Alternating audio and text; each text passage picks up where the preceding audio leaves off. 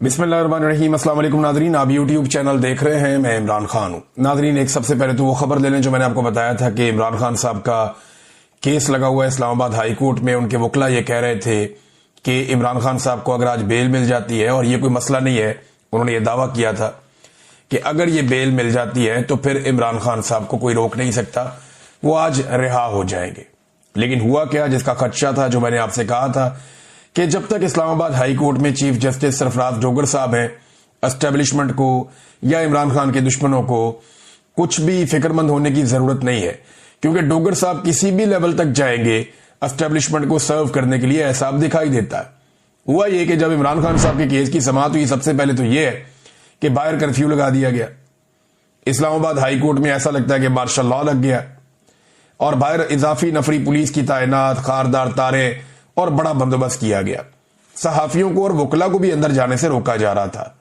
بہرحال کچھ صحافی جو اندر گئے، ان میں سمیع ابراہیم صاحب تھے اور دیگر کچھ اور صحافی تھے، وہ وہاں پہ اپنا ویلاگ ریکارڈ کر رہے تھے۔ جب وہ اندر اپنی خبریں دینے میں مصروف تھے تو عملہ آ گیا، اور سیکیورٹی والوں نے آ کر انہیں کہا کہ جناب آپ یہاں پہ ریکارڈنگ نہیں کر سکتے۔ اب یہ عدالت کے باہر والا ایریا ہے، احاطے کے تو اندر ہے، سیکیورٹی سے اندر ہے، لیکن یہ عدالت کا وہ ایریا ہے جہاں پہ نارملی رپورٹرز کھڑے ہو کر اکثر بات چیت کرتے ہیں، اور یہ ایک روٹین ہے۔ وہاں پہ انہیں کہہ دیا گیا جی آپ یہاں پہ کام نہیں کر سکتے۔ انہوں نے کہا کیوں نہیں کر سکتے؟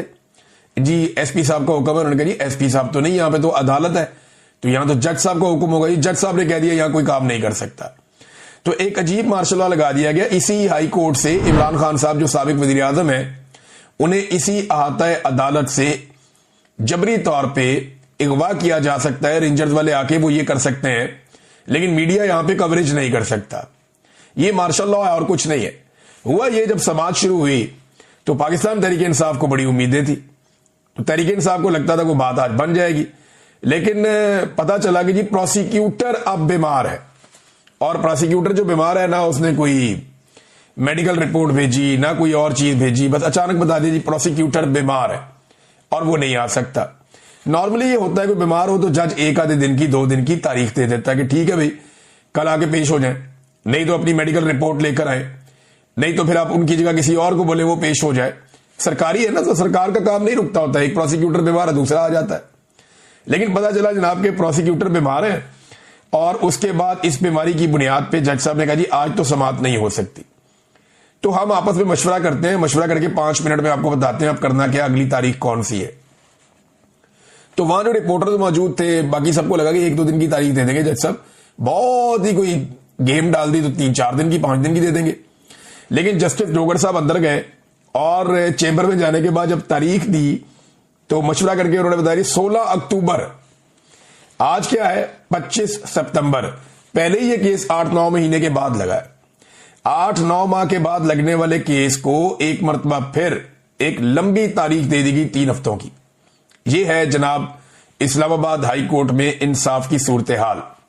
اگر کوئی ریٹائرڈ جرنیل آ جائے نا تو 24 گھنٹوں میں آن ڈیمانڈ، یعنی من پسند فیصلہ انصاف کی صورت میں یہ عدالت مہیا کر دیتی ہے۔ عدلیہ ایسا لگتا ہے کہ دکان کی طرح کام کر رہی ہے، جہاں پہ منافع دیکھا جاتا ہے، جہاں نفع اور نقصان دیکھا جاتا ہے کہ جناب جس چیز میں نفع ہے وہ کر دو، جس میں نقصان ہوتا ہے وہ نہ کرو، اور اسٹیبلشمنٹ کی غلامی کے ساتھ ججز ایسا لگتا ہے کام کر رہے ہیں۔ بڑی بدقسمتی ہے یہ بات کرنا، لیکن یہ بات ہو رہی ہے۔ تو میں آپ کو بتا رہا ہوں عمران خان صاحب کے اوپر دیکھیں نا، ایک اور معاملہ بھی ہے۔ یہ صرف ایک کیس نہیں ہے، جو توشہ خانہ میں عمران خان صاحب کی بریت کی درخواستیں ہیں وہ اب مقرر کی گئی 7 اکتوبر تک کے لیے،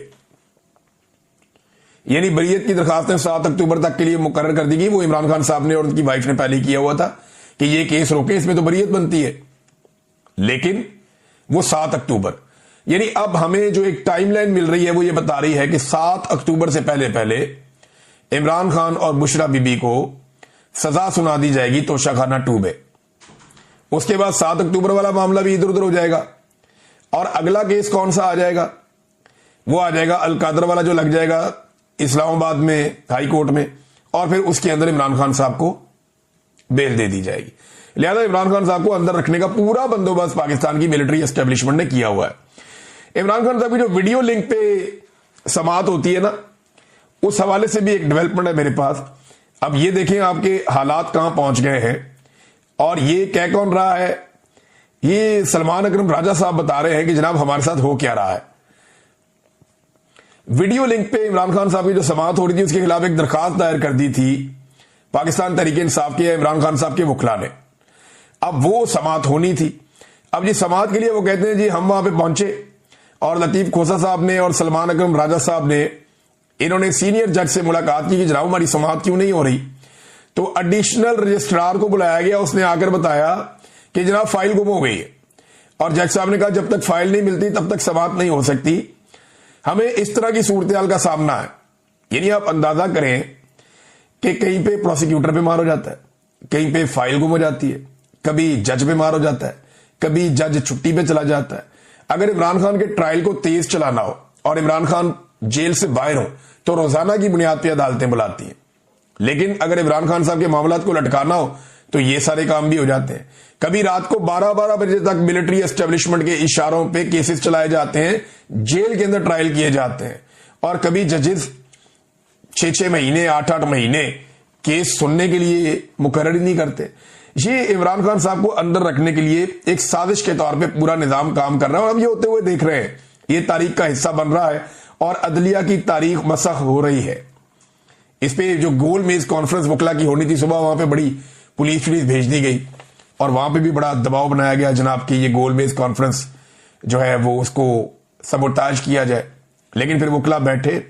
یہ سینئر ترین وکلا ہیں، ان میں زیادہ تر وہ ہیں جو سپریم کورٹ بار ایسوسی ایشن کے صدور بھی رہ چکے ہیں، جو جرنلسٹ کور کرتے ہیں سپریم کورٹ کو اور ہائی کورٹس کو۔